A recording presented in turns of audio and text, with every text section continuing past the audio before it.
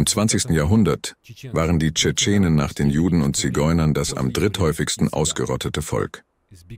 Zbigniew Brzezinski, amerikanischer Politikwissenschaftler.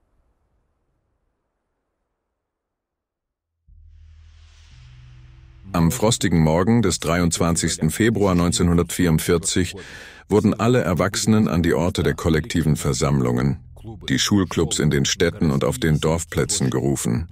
Es waren nicht viele Männer da, es herrschte Krieg. Es war der Tag der Roten Armee und die Menschen waren ahnungslos und in Festtagsstimmung. Doch die Blasphemie der sowjetischen Behörden war so jesuitisch, dass der Feiertag als Vorwand für ein blutiges Verbrechen genutzt wurde.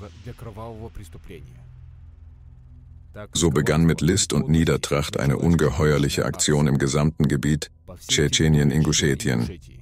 Vor dem Hintergrund gezielter Maschinengewehre und Maschinenpistolen wurde der Erlass über die Deportation der Tschetschenen und Inguschen verkündet. Daraufhin brachen mehr als 100.000 russische Soldaten, die speziell für diese Aktion organisiert worden waren, kurzerhand in alle Höfe der friedlichen, wehrlosen und unbewaffneten tschetschenischen und inguschischen Bevölkerung ein. Die Opfer dieser barbarischen Aktion hatten nur 10 bis 15 Minuten Zeit, sich zu sammeln. Danach wurden alle, die nicht in der Lage waren, schnell zu gehorchen, das heißt durch gebrechliche alte Menschen, Kinder und Frauen, aus den Häusern der Kranken vertrieben und aus ihren Krankenhausbetten geworfen. Bei Unzufriedenheit Erschießungskommando, bei Fluchtversuch, für missverstandene Befehle erschossen. Die Befehle wurden auf Russisch verkündet, obwohl viele Tschetschenen diese Sprache nicht verstanden. Nach dem Massaker an den Betrogenen begann die Jagd auf die verbliebenen Einwohner. Russische Soldaten, vom Staat darauf trainiert, Zivilisten zu demütigen und zu töten, suchten überall. Nach den ersten Tagen dieser barbarischen Aktion waren Berge und Ebenen, Städte und Dörfer mit ermordeten Menschen übersät. Man fand sie überall, in leeren Häusern, in Betten, in Höfen, auf Straßen, in Stadtvierteln, in Dörfern, am Rande der Wälder. Die Russen töteten Tschetschenen, sprengten sie überall mit Minen in die Luft. Gepfählt, enthauptet, verbrannt, ertränkt, vergiftet. Zum Verzehr geeignete Lebensmittel wurden mit Petroleum übergossen und verbrannt. Vergiftete Lebensmittel wurden stattdessen verstreut.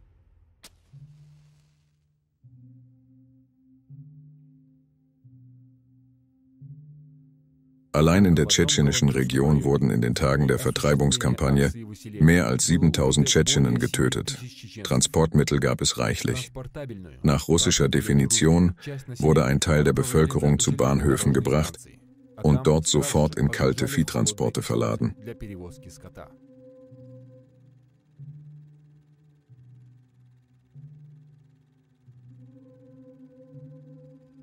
Oft waren die überfüllten Waggons voll mit Männern, Frauen, Kindern und alten Menschen, unabhängig von ihrem Geschlecht, ihrem Alter oder ihren kulturellen Traditionen der Tschetschenen und Inguschen. Ab dem Abend des 23. Februar begannen die mit Gefangenen und zu grausamen Leiden verurteilten Menschen, vollgepackten Waggons in Richtung Osten nach Kasachstan, Kirgisistan und Westsibirien auf die verschneiten Straßen des Todes zu fahren, was bis zu 20 Tage dauerte. 1000 Leichen blieben in den ersten frostigen Wochen der Deportation liegen.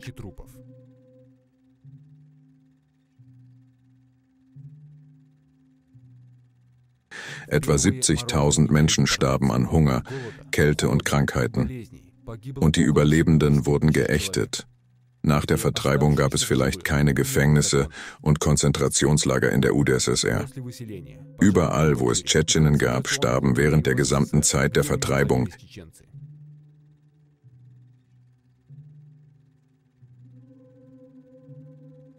insgesamt etwa 200.000 Tschetschenen und 30.000 Inguschen. Fast jeder zweite Tschetschene oder Inguschi starb. Von den 29.000 Tschetschenen, die in Dagestan lebten, kamen 20.000 ums Leben.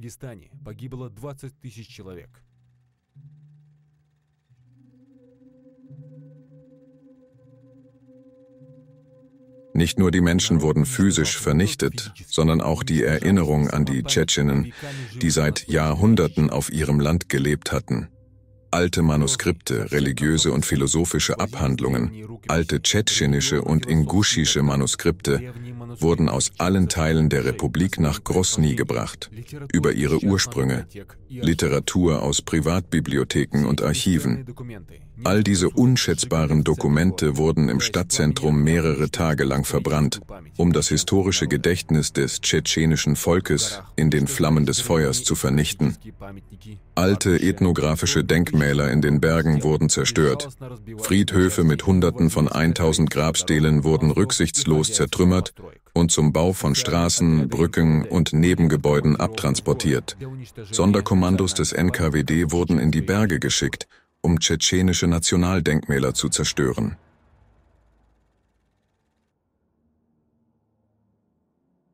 Malzagow wurde 1913 geboren. Von 1945 bis 1957 diente er im NKWD. Er sagt hier aus, dass nur dokumentierte und veröffentlichte Daten über russische Gräueltaten gegen die friedliche tschetschenische Bevölkerung angegeben werden. Es liegt auf der Hand, dass die untersuchten Fakten nur einen kleinen Bruchteil des Ausmaßes der russischen Gräueltaten von vor 60 Jahren darstellen. Doch selbst diese in Tschetschenien weithin bekannten und im Westen unbekannten Fakten ergeben ein umfassendes Bild, warum Tschetschenen nicht vergessen können und nie vergessen werden, geschweige denn diese Verbrechen verzeihen. Hochlanddörfer an diesem Ort. Russische Soldaten erschossen 80 Tschetschenen, die bereits an der Sammelstelle für die Deportation erkannt worden waren.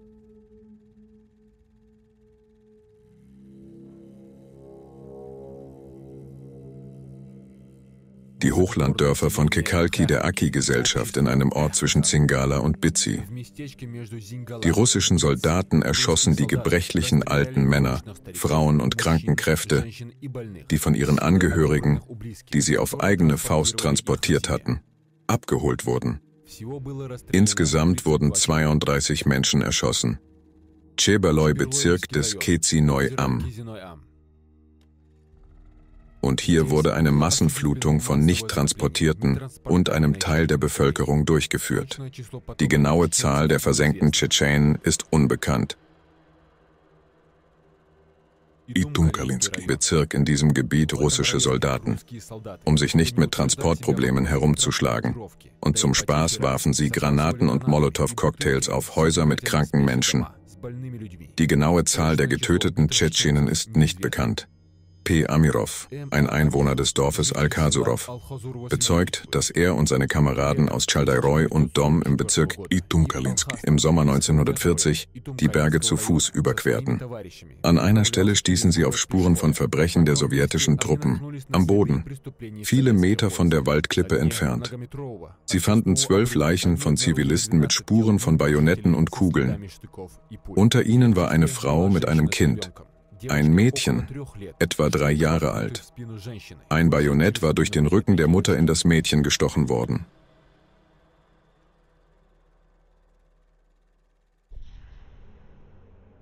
Hochgebirgsgebiet. Hier trieben russische Soldaten Tschetschenen in Höhlen und vernichteten sie dort. Die genaue Zahl der Opfer der russischen Massaker ist nicht bekannt.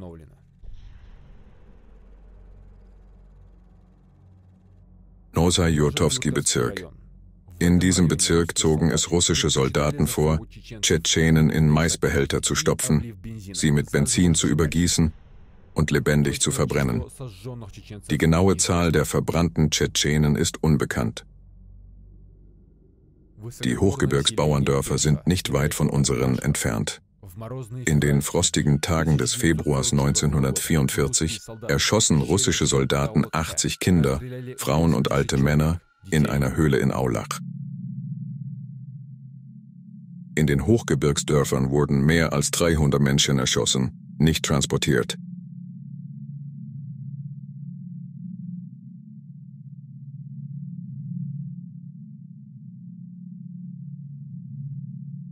Urus Martan, Kreiskrankenhaus. An diesem tragischen Tag wurden die Kranken aus den nahegelegenen Siedlungen in das Zentralkrankenhaus von Urus Martan gebracht.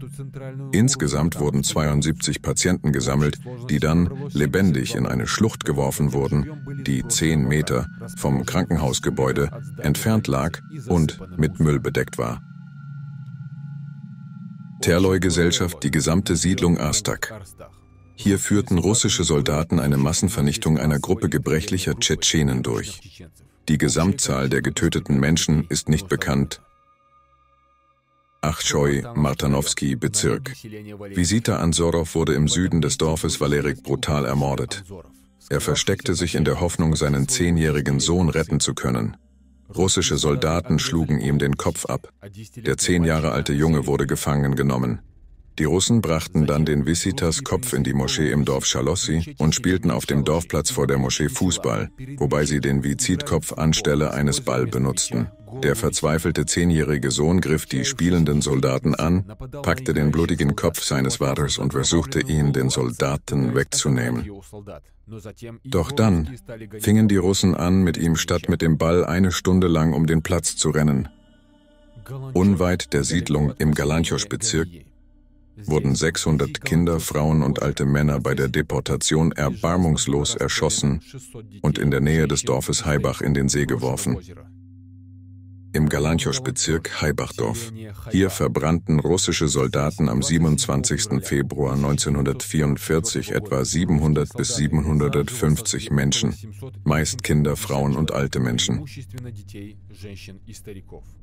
Die Männer, die diese Gräueltat begangen hatten, wurden mit staatlichen Auszeichnungen geehrt. Die kranken, älteren Frauen und Kinder wurden verbrannt. Die älteste war 110 Jahre alt und die jüngsten Babys ein paar Stunden nach der Geburt. Malsagow bezeugt, dass Haibach in den Ställen Menschen aus allen umliegenden Dörfern versammelt hat. Ein NKWD-Offizier befahl denjenigen, die nicht gehen konnten, hineinzugehen. Alte Menschen, Frauen, kranke Kinder und gesunde Menschen, die sich um kranke und alte Verwandte kümmerten, versammelten sich hier. Dies geschah vor meinen Augen. Alle anderen Bewohner des Bezirks wurden unter Eskorte durch das Dorf Yalkaroy in das Dorf Galaschki und von dort zum Bahnhof geschickt, etwa zwischen 10 und 11 Uhr. Als der gesunde Teil der Bevölkerung abtransportiert war, wurden die Tore der Ställe geschlossen. Ich hörte den Befehl »Feuer«. Ein Feuer brach aus und erfasste den gesamten Stall. Es stellte sich heraus, dass alles im Voraus vorbereitet und mit Kerosin besprüht worden war. Als die Flammen über die Stallungen emporstiegen, traten die Menschen im Inneren des Stalls mit nicht natürlichen Hilferufen das Tor ein und eilten zum Ausgang. Sofort begannen automatische Gewehre und handgehaltene Maschinengewehre auf die Flüchtenden zu schießen. Der Ausgang des Stalls war mit Leichen übersät. Magomed Gaev, geboren 1931, bezeugte schon von weitem, dass etwas Schreckliches in dem Dorf geschah. Hunderte von Stimmen verschmolzen zu einem einzigen schrecklichen, unmenschlichen Schrei. Es waren Schreie, die ihr Volk an sich selbst verbrannte.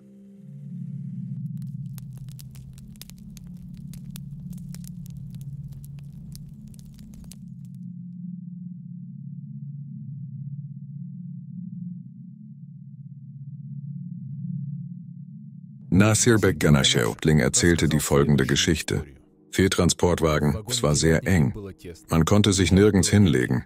Die Menschen konnten sich kaum hinsetzen, also mussten sie sich einer nach dem anderen hinlegen. Nur die Schwerkranken konnten sich ausruhen.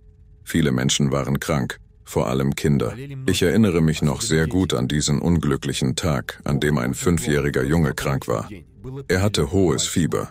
Er bat an einer der Stationen unserer Staffel um ein Getränk.